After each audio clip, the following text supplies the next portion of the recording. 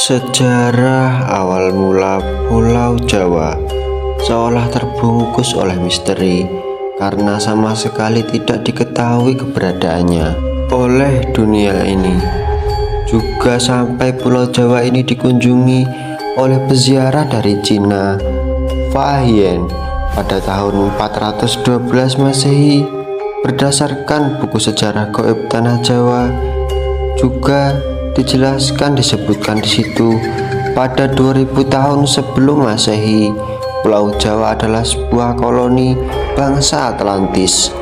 Tapi saat Atlantis hancur, Tanah Jawa menjadi negeri terpisah, dan itu di saat masih dikuasai oleh bangsa Atlantis. Inilah ajaran gaib, hitam, dan sesat mulai diajarkan kepada penduduk yang tinggal di Pulau Jawa ini, sehingga pengaruh aliran sesat ini kemudian semakin kuat dan merusak tatanan kehidupan yang ada saat itu. Mereka memuja dewa yang kejam, yang selalu meminta persembahan manusia dan hidup di bawah bayang-bayang tirani tanpa kesempatan untuk melepaskan diri. Pada zaman itu, mereka diperintah oleh raja yang merangkap imam agung dari aliran ilmu hitam itu. Di antara raja ini ada seseorang yang sungguh fanatik dalam kepercayaan aliran hitam ini. Sang raja memiliki keyakinan bahwa hanya dengan menjalankan praktik kepercayaan yang mengorbankan darah setiap hari, wilayahnya dapat diselamatkan dari kehancuran. Hal ini didasari keyakinan bahwa dewa-dewa ganas dan haus darah yang memegang kendali atas Pulau Jawa pada saat itu. Para dewa telah membuktikan kekuatan dahsyatnya dengan letusan gunung berapi berulang-ulang kali dan bencana-bencana alam lainnya. Raja tersebut lalu memutuskan untuk melakukan sebuah pemagaran gaib demi untuk menjaga dan memelihara perlindungan atas Pulau Jawa tersebut. Salah satu caranya adalah praktik ilmu gaib dari para ahli sihir. Hal ini dilakukan agar kelak semua persembahan darah kepada dewa-dewa yang haus darah yang bercokol di seluruh tanah Jawa tetap dilanjutkan di sepanjang abad-abad yang akan datang. Demi terwujudnya maksud itu, dia kemudian menciptakan mantra yang sangat kuat di Pulau Jawa agar aliran hitam yang dianutnya tersebut tak akan lenyap selamanya. Efek dari hal itu masih dapat dilihat baik secara misterius maupun astral dalam bentuk awan gelap yang besar melayang-layang di atas Pulau Jawa tersebut.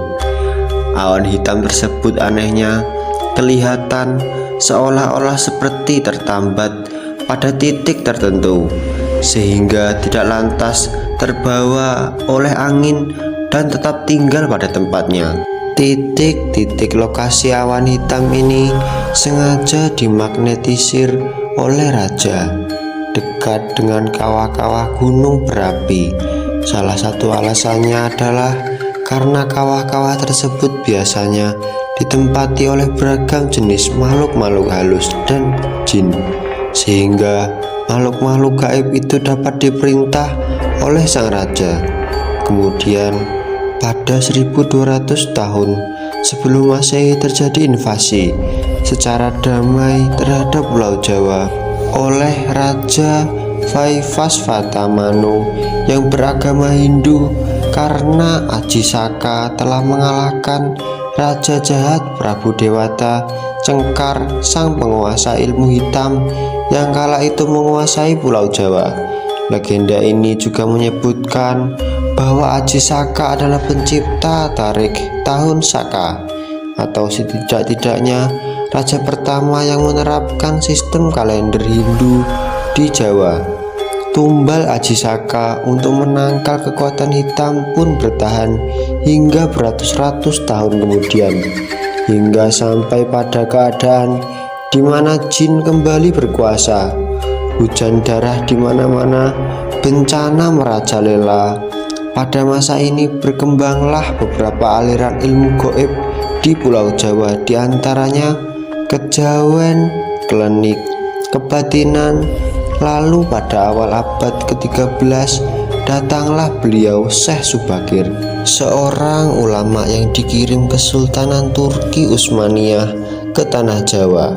Syekh Subakir adalah seorang ulama besar yang dikirim untuk menumbal tanah Jawa dari pengaruh negatif makhluk halus saat awal penyebaran ajaran agama Islam di Nusantara. Karena Syekh Subakir mengetahui kondisi Pulau Jawa banyak dipengaruhi unsur gaib yang sangat mengganggu, lalu Syekh Subakir membawa batu hitam dari Arab yang telah dirajah. Kemudian dengan karomah yang dimilikinya, batu hitam dengan nama Raja Aji Kolo Cokro dipasang di tengah-tengah tanah Jawa, yaitu di puncak Gunung Tidar, Magelang, karena Gunung Tidar dipercayai sebagai titik sentral atau pakunya tanah Jawa. Hasilnya, kekuatan gaib yang mengganggu di Pulau Jawa dapat dihalau.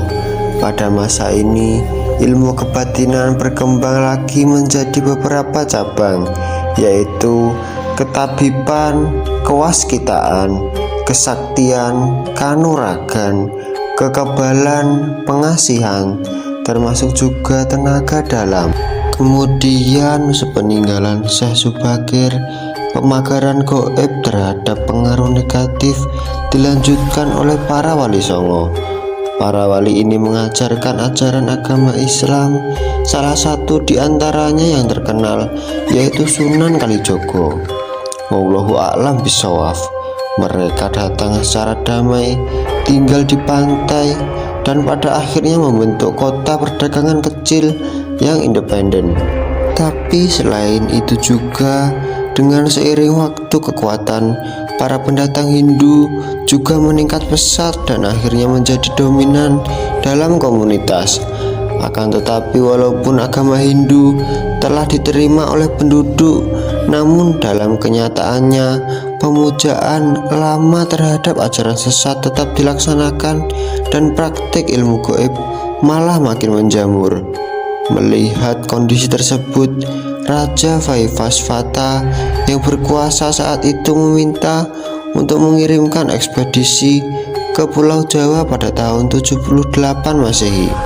Ekspedisi ini dilakukan untuk menangkal pengaruh buruk dari aliran sesat yang sudah membumi di tanah Jawa tersebut. Pemimpin ekspedisi ini dipimpin oleh ahli spiritual bernama Aji Saka atau Sakaji. Aji Saka ini sangat memahami tugas yang diembannya. Aji Saka lalu menanam benda yang berdaya magnet kuat yang telah dimantrai di 7 tempat di Pulau Jawa untuk menyingkirkan pengaruh aliran hitam dari tanah Jawa. Tumbal bagi tanah Jawa. Untuk tetap menguburkan tumbal atau jimatnya yang paling penting dan kuat, Aji Saka memilih pembuktian yang mengarah ke Sungai Progo, tepat yang sangat dekat dengan titik Pulau Jawa. Legenda mengenai Aji Saka ini dalam berbagai cerita juga dianggap melambangkan kedatangan Dharma, ajaran dan peradaban Hindu-Buddha ke Pulau Jawa. Akan tetapi penafsiran lain beranggapan bahwa kata Saka adalah berasal dari istilah dalam bahasa Jawa Saka atau Soko yang berarti penting, pangkal atau asal mula. Maka namanya bermakna raja asal mula atau raja pertama. Mitos ini mengisahkan mengenai kedatangan seorang pahlawan yang membawa peradaban, tata tertib dan keteraturan ke Pulau Jawa. Itulah dia sedikit tentang asal-usul tanah Jawa. Entah asli atau tidak, atau salah benarnya, tidak tahu, karena saya hanya berusaha memberikan informasi yang telah didapatkan. Semoga kita selalu bisa mengambil sisi baik dari seluruh cerita Nusantara. termasuk asal-usul nenek moyang leluhur tanah Jawa berikut yang telah diceritakan. Al-Fatihah satu kali untuk para leluhur Pulau Jawa. Al-Fatihah. Bismillahirrahmanirrahim. Alhamdulillahirabbil alamin arrahmanirrahim maliki yaumiddin. Iyyaka na'budu wa iyyaka nasta'in shiratal ladzina an'amta 'alaihim ghairil maghdubi 'alaihim waladdallin. Amin. Sekian, terima kasih buat kalian semua yang udah nonton video ini dari awal sampai akhir video. Juga buat kalian semua yang ingin request video apapun, silahkan tulis di kolom komentar. Dan juga kalau ingin mengkritisi tentang channel ini atau keburukan tentang channel ini, silahkan saja tulis di kolom komentar. Kami selaku pembuat konten video pun juga tidak akan keberatan jika Anda mengkritiknya. Sekian, terima kasih. Di sini buat kalian semua juga jangan lupa like dan subscribe jika kalian suka, dan jika kalian tidak suka tentang konten video ini, dislike aja video ini juga tidak apa-apa. Sekian, terima kasih. Di sini selaku pembuat konten video pamit untuk undur diri.